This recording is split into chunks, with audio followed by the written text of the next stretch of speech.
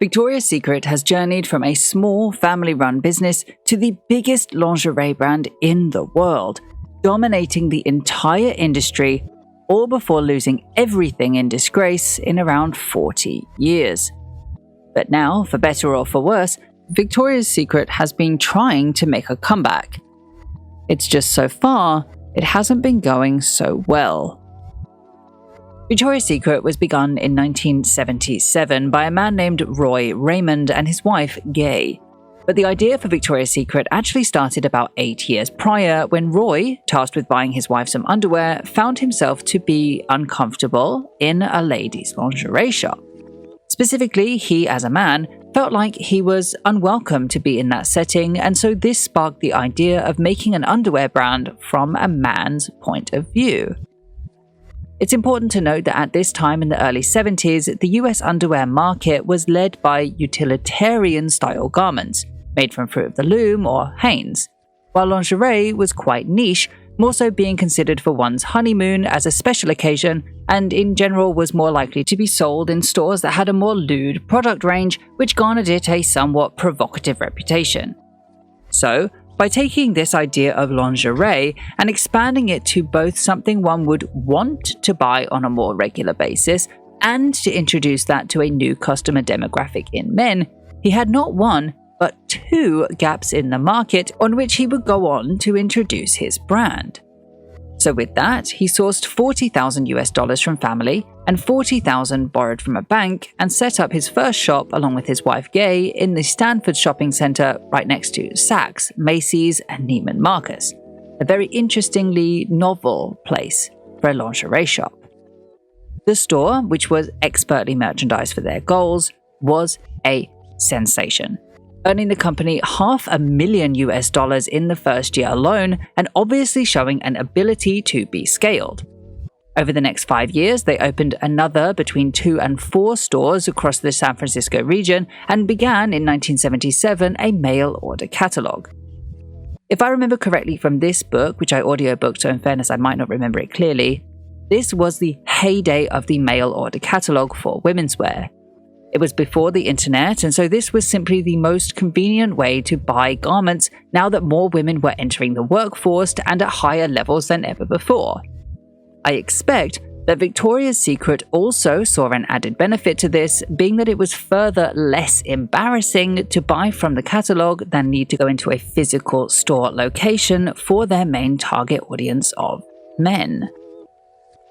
The catalogue at this time communicated this targeting with sensual and romantic imagery to contrast to the utilitarian nature of underwear imagery used before. He wasn't selling any different garments or brands at this time, focusing on provenly popular brands like Papillon, Christian Dior, and Hanky Panky. But with this new imagery, he was effectively bringing the sexual suggestion to lingerie in a way that people could access, giving them new reason to buy.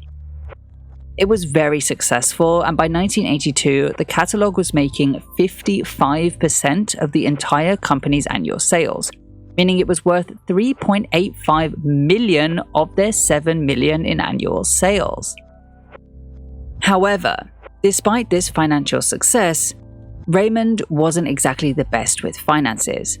He had worked the business into a bit of a rut, in fact, with unpaid suppliers and an often empty warehouse, while his efforts to find a financial backer to allow for further expansion had failed.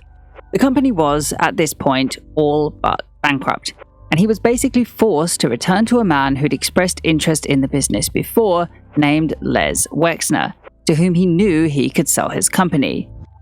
Les purchased Victoria's Secret for $1 million and put it under his parent company, Limited Stores, Inc.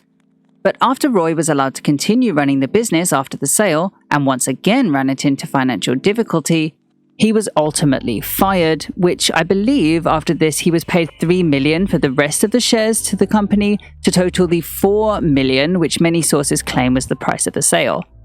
You see, Roy didn't know the kind of potential that his company had. But Les did. Wexner knew the power of the brand, and he knew how to make it successful. He changed the target market of the company to young women who were notably less shy about buying lingerie and obviously made up more sales in the women's underwear market. He then changed the business structure to focus on using the lingerie and sexually charged imagery to entice those women in, and then offered low to mid-price plain Victoria's Secret branded underwear as their new cash cow, which it had always existed, but it just wasn't the main focus of the company until now. All of which sold to them on the idea of being sexy for their male partners.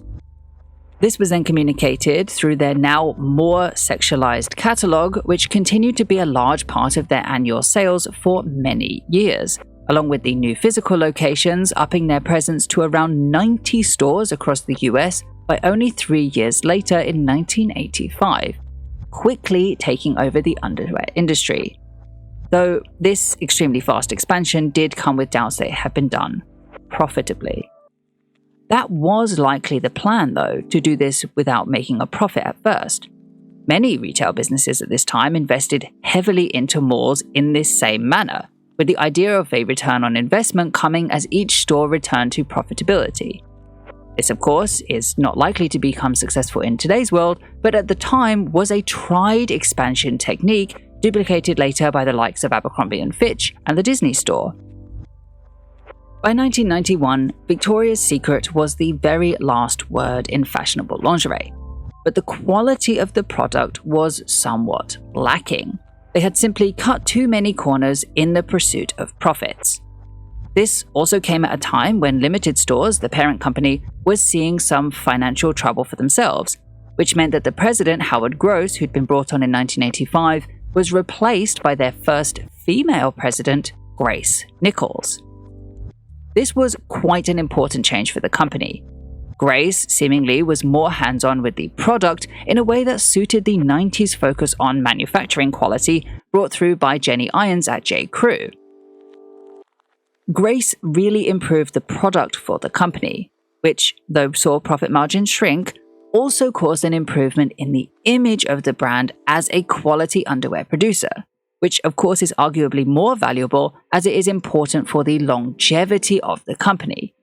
But of course they needed a new cash cow to make up that shortness in profits. So enters a tried and tested moneymaker for a fashion company in 1991, the Victoria's Secret perfume named Victoria's Secret Eau de Cologne. This was then later added to in 1993 with the Miracle Bra, which, along with the Wonder Bra branded Wonder Bra that saw success in 1994 and who was also their direct competitor, would go on to really define the decade for ladies' undergarments. However, a good cash cow is nothing without having some great promotion behind it. Wexner and Ed Razek, who was at the time the marketing director for Victoria's Secret, had a concept for Victoria's Secret to show their own garments, which had been expanded from only the utilitarian garments to a wider range of garments now, on a catwalk format. Meaning that by 1995, the Victoria's Secret fashion show would be born. The show really took the company back to its male-focused roots. It was women's lingerie from a man's perspective, just this time far more thematic than ever before. It was a hit. Men wanted to see sexy women, and women wanted to be sexy women. This was female empowerment for the 90s woman, and it really was the huge push of promotion the company needed to take it into being the multi-billion-dollar brand it would become through the 90s. You see, the lingerie was selling, the utilitarian underwear was selling, they had their catalog attain a cult-like following, they had perfumes, the concept of the Victoria's Secret Angel was introduced in 97, makeup was introduced in 98, in 1999 they streamed their first fashion show online, they rebranded their physical locations in 2000 to this well-known aesthetic, and were now distributing 380 million copies of the catalog, which were bringing in $1 billion of their generated $2.9 billion USD in the year 2000.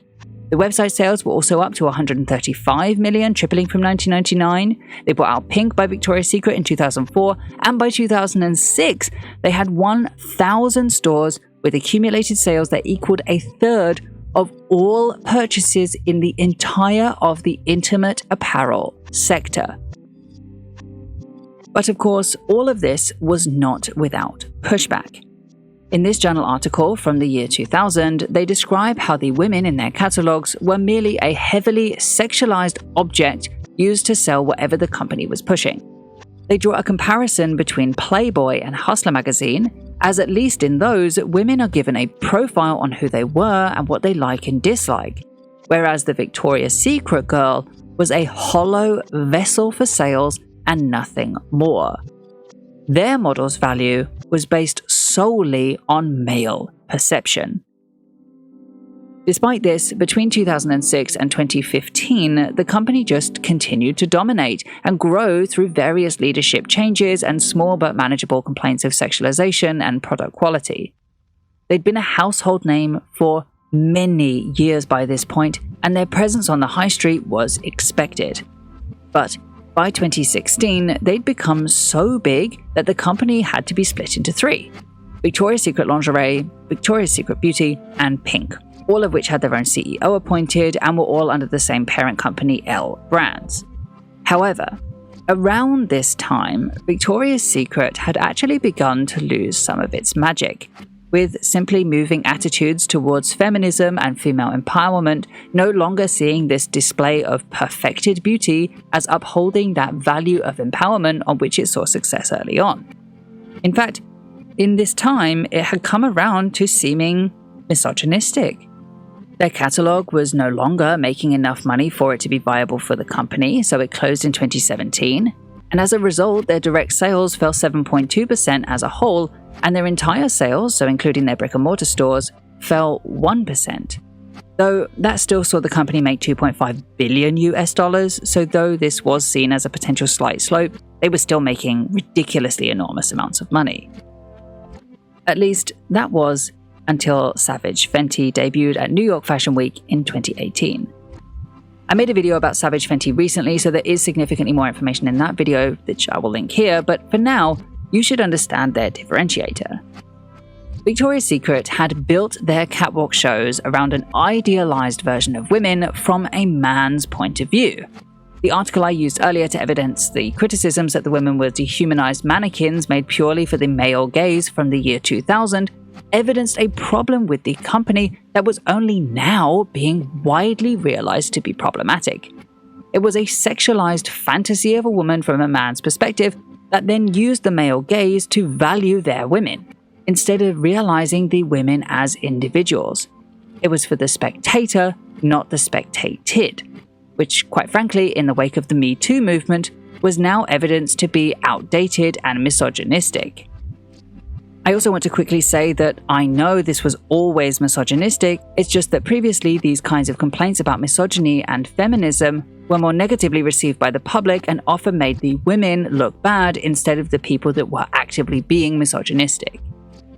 However, Savage Fenty flipped this on its head by championing a wide range of models of different sizes, levels of pregnancy, queer and trans models, and people of various skin tones. Because of this, Savage was a hit with the public for how refreshing this take on lingerie was. It was body positive, queer positive, and individualistically positive, and like I said, focused on the wearer instead of the person looking at them. It was a new kind of empowerment that was very much needed. This seemed to upset the people of Victoria's Secret, and specifically Ed Razek, their marketing director who'd invented the Victoria's Secret catwalk and angels, who called out Savage Fenty for being pandering to this new wave of consumers. Except, he didn't exactly use that language. Instead, in an interview with Vogue, he said, "If you're asking if we considered putting a transgender model in the show or looked at putting a plus-size model in the show, we have. Shouldn't you have transgender people in the show? No, I don't think we should. Well, why not? Because the show is a fantasy. It's a 42-minute entertainment special. That's what it is. It is the only one of its kind in the world, and any other fashion brand in the world would take it in a minute, including the competitors that are carping at us. They carp at us because we are the leader." By the public, this was seen as transphobic, fatphobic, and very dismissive of the women who were in the clothes, i.e., his customer. And from a business perspective, this was shockingly dismissive of whole demographics of potential customers who too needed underwear. if you read the whole article, you can definitely tell that he's trying to say that he didn't think that his target demographic would care if they used diverse women, and so they didn't. But from what the actual customers and the public were saying, that was in fact not true, and that they care a great deal. What seemingly happened was that Ed was looking more towards the men who were looking at the women and not at the women who were buying the clothes. It was clear because of this to the public that Ed cared more about filling that sexualized fantasy world than he cared about the customers themselves. And when customers feel unwanted, they don't tend to continue to be customers. Despite trying to do damage control, in a single year, 2019, the Victoria's Secret brand became persona non grata.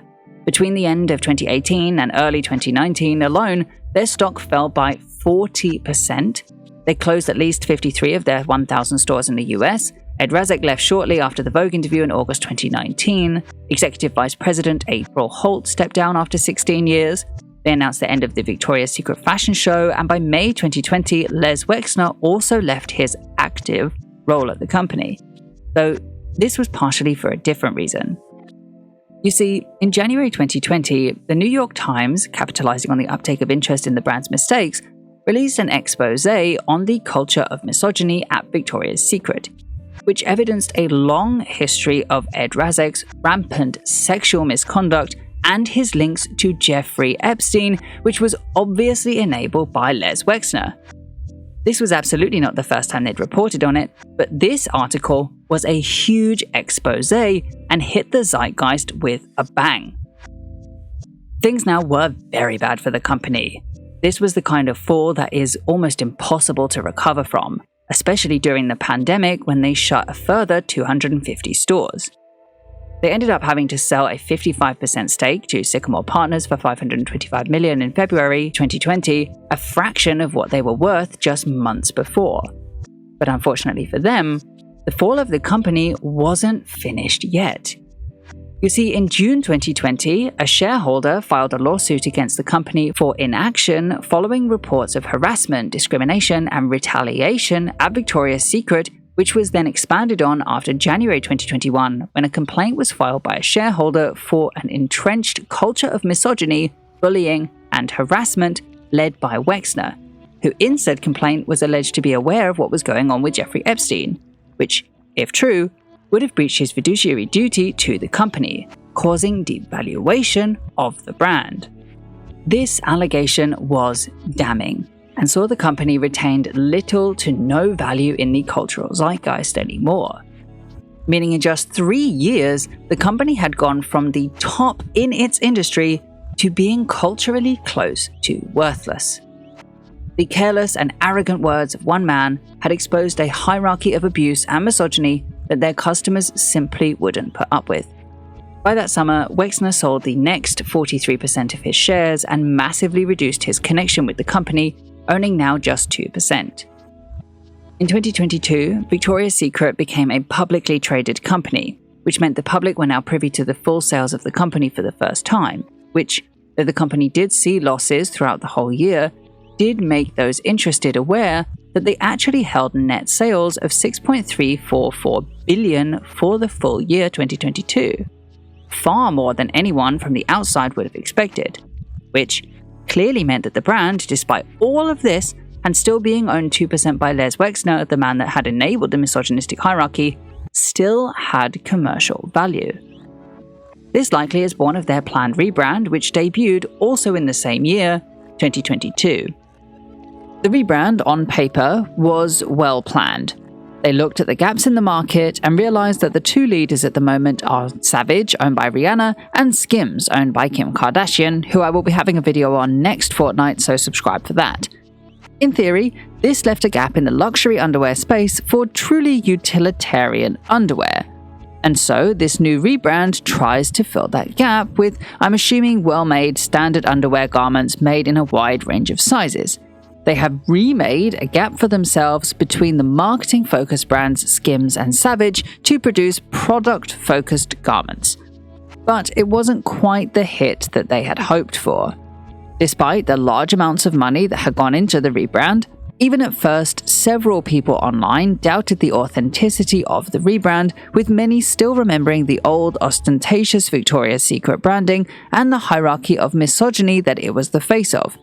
But seemingly, the company was willing to attempt to push past that and ignore those criticisms to double down on this more inclusive/feminist positioning. However, that brings us to today, not too long after the highly anticipated Victoria's Secret return happened, with the Victoria's Secret World Tour debut on Prime Video that also came with the infamous red carpet event. The event was just a massive flop. From Doja Cat complaining about the quality of the garments, the celebrity looks being mostly roasted, and the question of what is deemed feminist, again evolving with the times, to ask why can't women want to look sexy and hot in that old Victoria's Secret style way, seeing other quote-unquote perfect women walk down a catwalk once again. This all then stemmed a question about if Victoria's Secret was trying to pander to what they thought people would want from the brand, and furthermore that they seemingly had forgotten who they were and who they stood for before the scandal.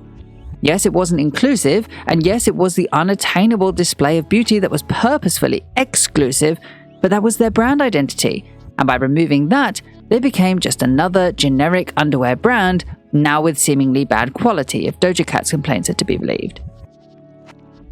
This test to see if the new Victoria's Secret would be swallowed by the masses today just failed. It got both less attention than desired and little good press attention. Actually, it was such a flop that they decided to totally stop this incredibly expensive rebrand entirely and unfortunately have once again found themselves in damage control. Though, it both makes me wonder why they didn't listen to those earlier complaints of pandering and inauthenticity and change when they had the chance. Because now, if they relaunch for a third time in whatever aesthetic they choose, it's going to seem inauthentic. Plus, the company is still owned 2% by Les Wexner. So regardless of how genuine this rebranding is received, they will still have that factor that will pull into question whether any of this was done in guilt or repentance for the awful work environment they had created, or if this is just more money-making rubbish. I'm honestly not sure how this will pan out, to be honest. Sometimes customers aren't too predictable, and because of their contentious history and very rocky return, nothing is guaranteed for Victoria's Secret.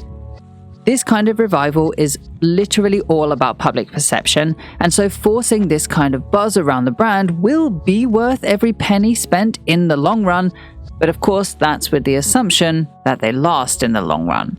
Because that, for sure, right now, is not guaranteed.